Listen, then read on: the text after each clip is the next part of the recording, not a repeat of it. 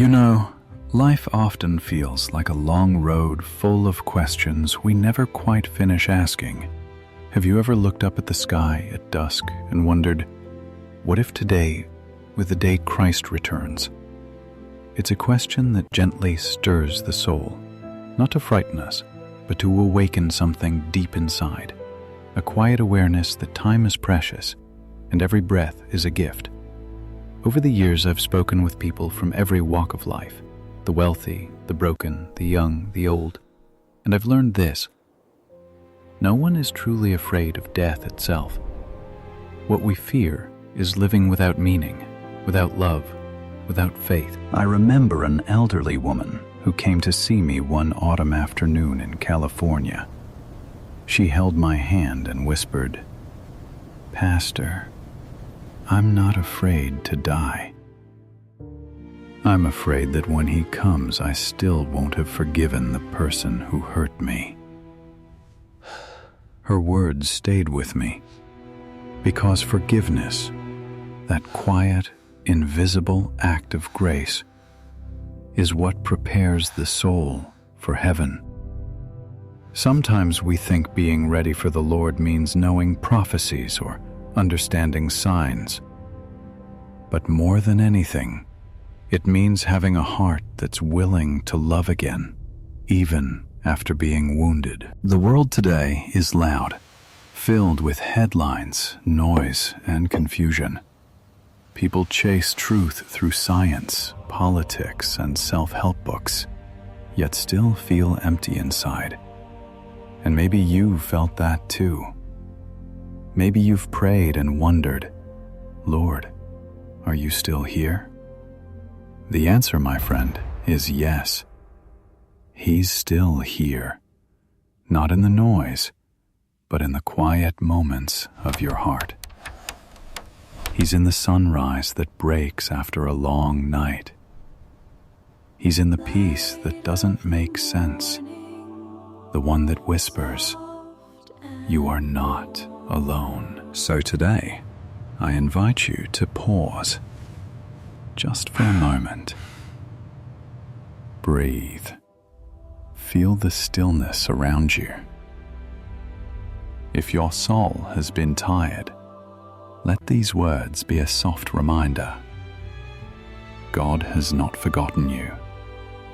He has seen your tears, your efforts, your silent prayers in the dark. And He is calling you, not with thunder or fire, but with love. Because the return of Christ is not meant to bring fear. It's meant to bring hope.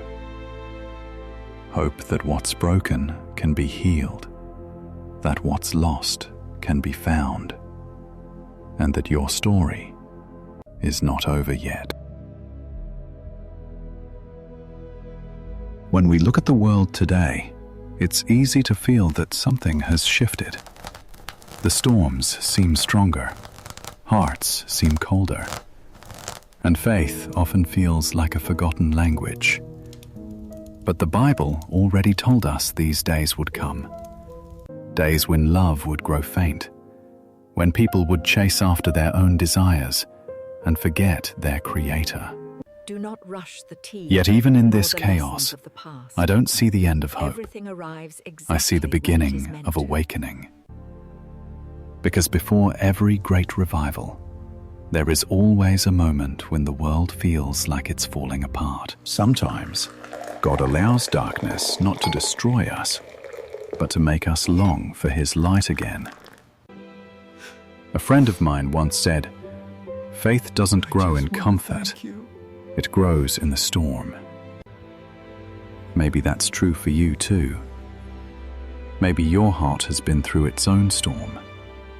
Loss, betrayal, loneliness. But remember, storms don't last forever.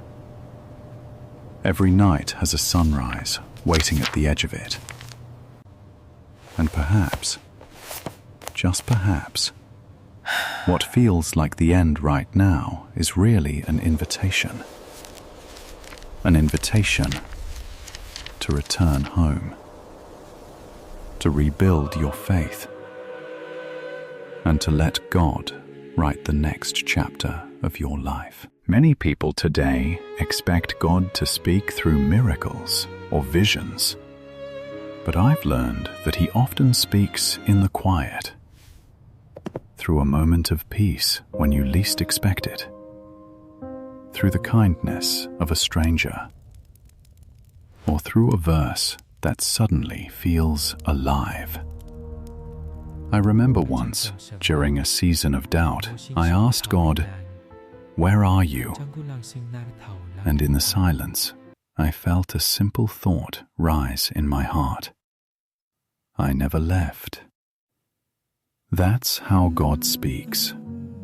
Not always loud, but always clear, always loving.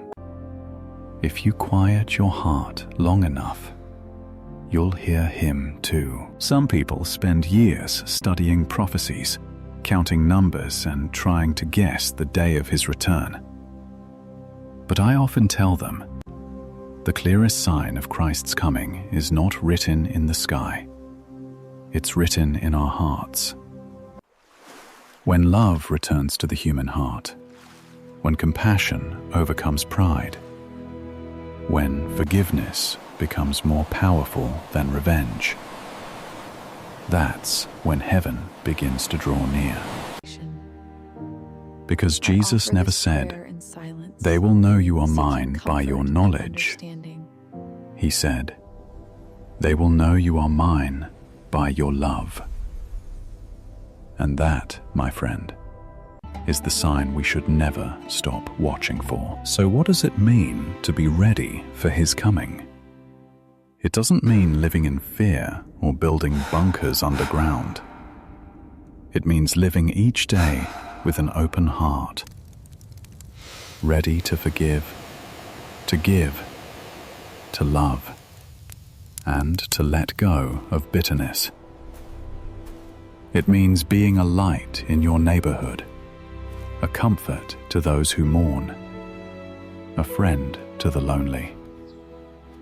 Because readiness is not about prediction, it's about posture. The posture of a soul at peace, waiting, not in fear, but in trust.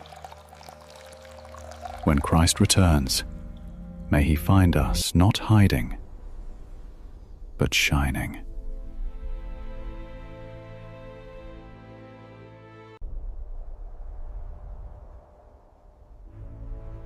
Maybe, somewhere along this journey of life, you've had a quiet moment, standing under the evening sky, when you wondered, if Christ were to return today, have I loved enough?